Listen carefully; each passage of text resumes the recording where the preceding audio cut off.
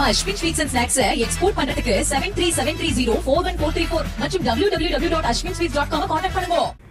சேலம் மாவட்டம் சங்ககிரி சுங்கச்சாவடியில் வங்கி அதிகாரி என கூறி ஈச்சர் லாரியை அபகரிக்க முயன்ற 20 பேர் கொண்ட கும்பல் தகராறில் ஈடுபட்டதால் பரபரப்பு ஏற்பட்டது.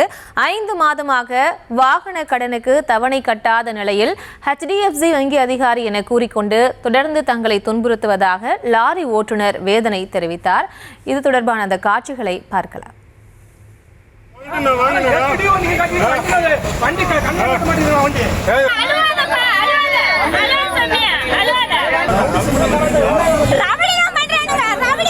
நீங்க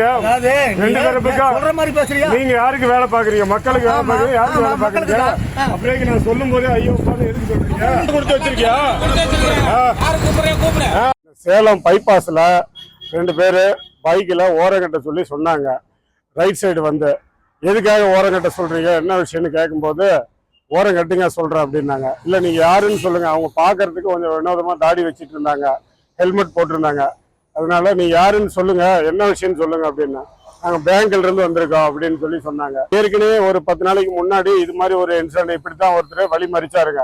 நிக்காம போனதுக்கு என்னுடைய கண்ணாடி தொடர்பான விவரங்களோடு இணைகிறார் எமது செய்தியாளர் சிலம்பரசன். சிலம்பரசன் வணக்கம். மேலும் விவரம். வணக்கம்.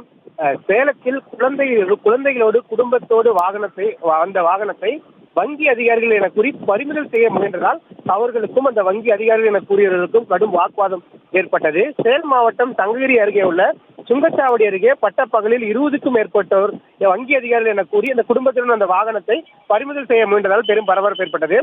ஆத்தூர் அரசநத்தம் பகுதியை சேர்ந்தவர் லாரி ஓட்டுநர் செந்தில்குமார் 45. இவருக்கு காந்திமதி என்ற மனைவியும் 3 குழந்தைகள் உள்ளனர். இந்த நிலையில் செந்தில்குமார் கடந்த 2022ஆம் ஆண்டு HDFC வங்கி மூலம் தவணை முறையில் ஈச்சர் லாரி வாங்கி ஓட்டி வருகிறார். இவர் வாங்கிய ஈச்சர் வாகனத்திற்கு கடன் தவணையை கடந்த 5 மாதமாக கட்டவில்லை என கூறப்படுகிறது. இந்த நிலையில் செந்தில்குமார் தனது மனைவி மற்றும் குழந்தைகளுடன் நேற்று காலை ஆத்தூரில் இருந்து ஈச்சர் வாகனத்தில் கோபிச்செட்டிலில் போவதற்கு சென்றுள்ளார். அப்போது சேலம் கொண்டலாம்பட்டி பகுதியில் 20க்கும் மேற்பட்டோர் ஈச்சர் வாகனத்தை நிறுத்தி அப்போது HDFC வங்கியிலிருந்து வந்திருப்பதாகவும் கூறி வாகனத்தை கொடுப்பதாகவும் கூறியுள்ளனர். இதனைத் தொடர்ந்து செந்தில்குமார் தொடர்ந்து வாகனத்தை இயக்கி சென்ற நிலையில் சங்ககிரி அருகே உள்ள சுங்கச்சாவடி அருகே வாகனத்தை 20க்கும் மேற்பட்டோர் வங்கி அதிகாரிகளை கூறி மீண்டும் பறிமுதல் செய்ய முயன்றனர்.